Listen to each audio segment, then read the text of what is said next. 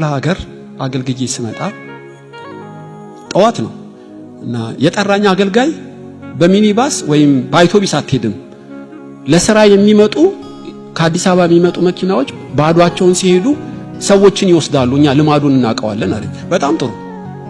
ልክ እንዳለው አንድ ሚኒባስ መጣች እና ረዳቱ ሁለት ሆነው ሲያስቆማቸው ቆሙ ማለት ነው። ሰው ሞቶ ሐዘንተኞችን አራክፈው ባዷቸው ነው የሚመለሱት። እባክህ ቄሱን ወደ አዲስ አበባ ውሰድልኝ። አረ ችግር የለውም ይግባል። ከዛ ማልነግራችሁን ዘፈን እየሰሙ አልወደድኩትም፣ ጫትም ይቅማሉ አልወደድኩትም። ፍጥነት ጨምሯል። አታምኑ። በመንገድ ላይ እየሄድን አንዷ ጎማ ተነቅላ እርሻ ውስጥ ትሽከረከራለች። እንዴ የኛ ነው ሌላ ነው አልኩ እና እንደዚህ አዘንብላ ሴቴቴቴ ይላል። ጎማዋ ምን ሆነ ነው አልኩት። ጎማ ላስቀይር ጎሚስታ ገብቼ ብሎኑን ሳናጠብቀው አለኝ። ብሎኑን ሳላጠብቀው ትላለህ እንዴ? ልትገለኝ ነው እንዴ? ከረዳቱ ጋር በቃ ተናደድኩ።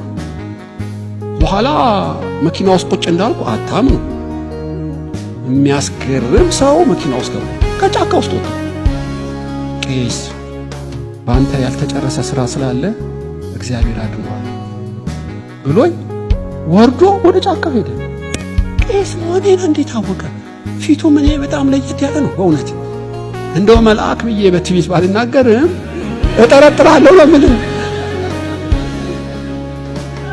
እንዳልገለበ ደግፎ ይዞኛል።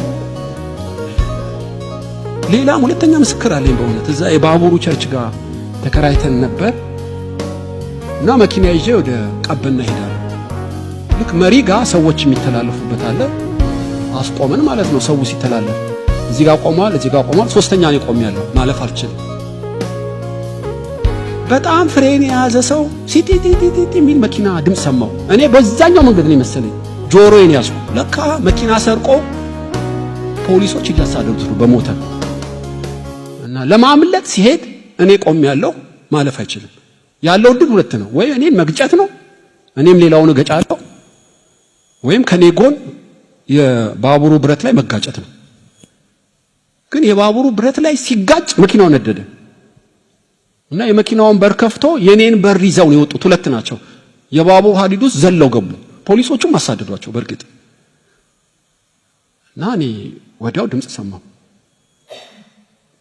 ስንት ሺህ ነው በቀኝ ስንት ሺህ በግራ ይወድቃሉ፣ አንተን ግን እግዚአብሔር ይጠብቅሃል የሚል መዝሙረ ዳዊት ውስጥ ይመስለኛል።